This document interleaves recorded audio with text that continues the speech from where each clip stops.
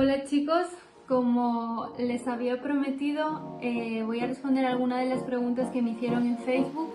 Y bueno, espero que aprendan y se entretengan un rato. La primera pregunta es, ¿cuál es el nombre del Dios de Israel? Bueno, Dios se presenta con varios nombres, como por ejemplo Elohim, Abba, Adonai, El Shaddai, Yeshua no, perdón, Yahvé o Jehová en español. Y bueno, en la cultura judía los nombres tienen un significado muchísimo más profundo que en la cultura occidental. Con esto quiero decir que cuando ponían un nombre, lo ponían pensando muy bien que podía determinar alguna característica física, alguna característica personal o algo de la naturaleza, algo divino incluso.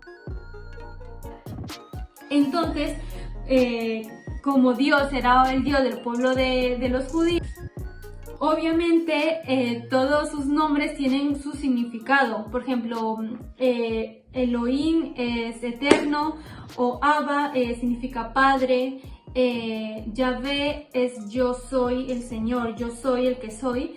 Moisés le preguntó a Dios cómo se llamaba. Dios le dijo, yo soy el que soy, ¿no? Traducido puede ser Jehová o Yahvé, ¿no? Entonces, bueno, pues eso, son algunos nombres de Dios, del Eterno, ¿no? Como dicen los judíos. Vale, la segunda pregunta que, bueno, me había preguntado ya hace unos días, pero no la contesté, es significado espiritual o histórico de la Puerta de las Ovejas. La Puerta de las Ovejas es una de las 8 puertas que está en la ciudad antigua de Jerusalén y antiguamente, ¿no? En tiempos bíblicos, esa puerta estaba dedicada exclusivamente para que las ovejas entren, y los corderos obviamente, adentro de la ciudad para que puedan ser sacrificados en el templo. Y bueno, esa puerta se llama básicamente por eso, porque entraban las ovejas en ese lugar. Es muy importante porque Jesús, cuando vino aquí a esta tierra, dijo que Él era la puerta de las ovejas. O sea, yo soy el buen pastor y soy la puerta de las ovejas, ¿no? Por eso este lugar y Jesús como que tienen una relación, ¿no? La puerta es algo físico, ¿no? Y Jesús lo quería decir de una manera más metafórica o más espiritual.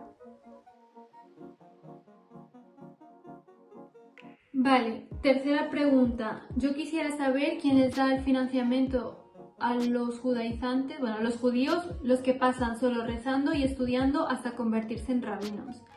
Vale, esto es un tema de la sociedad israelí, básicamente, y a estas personas lo financia el Estado israelí, el gobierno, les da ayudas, becas, se dediquen al estudio de la Torá, del Talmud, y alguien tiene que mantener a toda esa familia, porque esas personas que son los judíos ultraortodoxos u ortodoxos, tienen muchos hijos, o sea, tienen de media 7 hijos, y como no trabajan, alguien tiene que mantenerles, ¿no? Entonces es el gobierno que prácticamente les mantiene.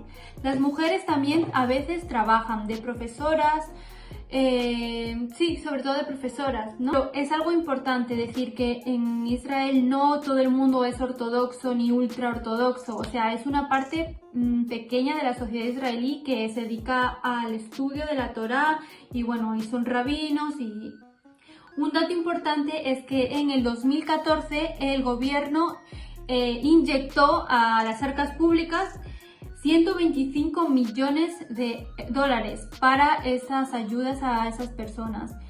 Y en la actualidad incluso han llegado a invertir 250 millones porque esta población está creciendo ya que hay una grandísima natalidad, ¿ok? Cuarta pregunta. ¿Por qué es importante el Monte de los Olivos? ¿Por qué es importante? Bueno, en los evangelios aparece mucho este lugar porque Jesucristo se encontraba mucho en este lugar. daba sus enseñanzas a los discípulos, a sus seguidores, en esta parte cerca del Monte de los Olivos, que es el jardín del Getsemaní, también fue arrestado para su crucifixión. En el Monte de los Olivos es considerado un centro espiritual, una conexión entre el cielo y la tierra. ¿Por qué? Porque los judíos esperan todavía al Mesías que piensan que va a llegar en ese lugar. Y los cristianos pensamos que Jesús, que ya vino, va a venir y va a bajar por segunda vez a este mismo lugar, que es llamado el Monte de los Olivos. También en este lugar Jesucristo juzgará a todas las naciones, ¿no? Digamos como en el día final. Como dice en Zacarías, capítulo 14, cuando pise sus pies en el Monte de los Olivos, que está frente en Jerusalén y a la Puerta Dorada y todo eso, se partirá por en medio, o sea, ese lugar se partirá de oriente y occidente.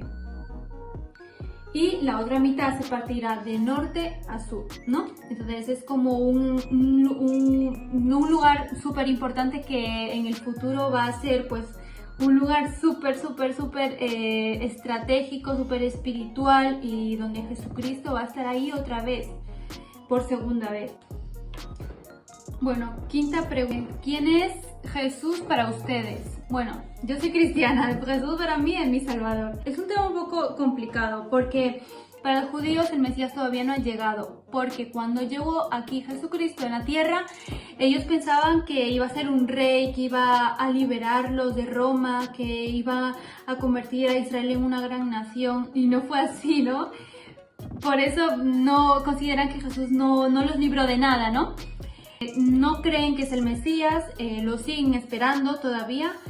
Y sí, cuando yo he preguntado a muchos judíos, he preguntado a unos pocos cuando hemos tenido confianza, y yo les pregunto qué piensan que es Jesús, ¿no? Para ellos, y me dicen que es un judío como ellos, del pueblo de Israel, de Galilea y todo eso, pero que tenía sus propias enseñanzas y que algunos gentiles los creyeron y otros judíos también les creyeron, pero ellos creen que no es el Hijo de Dios, ni mucho menos, porque dicen que Dios no puede tener hijos, ¿vale? Así que es eso lo que piensan. Vale, y la última pregunta que también me hicieron en Instagram y yo le contesté a la chica, pero digamos que quería hacer una respuesta más amplia. Esto se refería a cuando en la Biblia, en los evangelios, sobre todo en la crucifixión de Jesús, dicen a la hora sexta, no sé qué, a la hora novena, no sé qué, a la hora undécima, vale, esas horas, ahora en Israel no se usa sobre la hora tercera, ni la hora décima, ni nada. Si son las 6 de la tarde van a decir son las 6 de la tarde, si son las 10, son las 10, o sea, totalmente están ya actualizados, o sea, Israel es un país muy moderno. Quiero explicar cómo se llevaban las horas en el Nuevo Testamento, en el tiempo de Jesucristo. Los judíos esperaban las 6 de la mañana, la primera hora, hasta las 6 de la tarde, que era la duodécima hora, ¿no?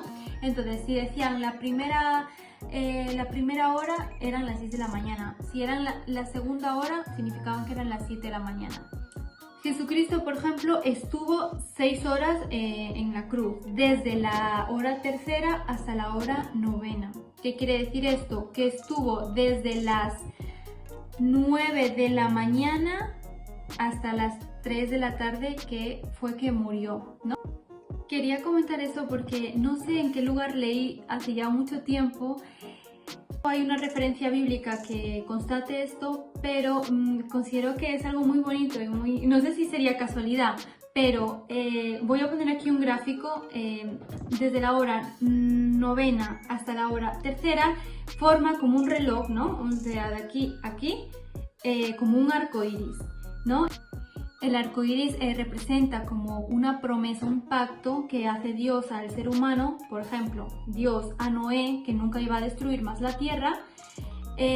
Digamos que no sé si sea casualidad este reloj, no sé si esta forma es casualmente o también tiene un propósito o algo. Si tú has leído de esto, por favor, coméntame si es verdad, si tiene alguna referencia bíblica o algo, porque es mucha casualidad, ¿no? Que justo de la hora novena a la hora tercera en el reloj haga como una especie de arco iris, que significa promesa, ¿no? Ay. Así que bueno, pues nada, es algo muy bonito y lo quería comentar. Pues, esto es todo por hoy. Si quieren más preguntas me los pueden hacer, que yo estoy encantada de responderles. También les respondo algunas preguntas en privado, pero bueno, estas preguntas quería responderlas públicamente y para que aprendan un poco más de Israel, de la Biblia y todo. Nos vemos pronto y espero que les haya gustado. Un besito.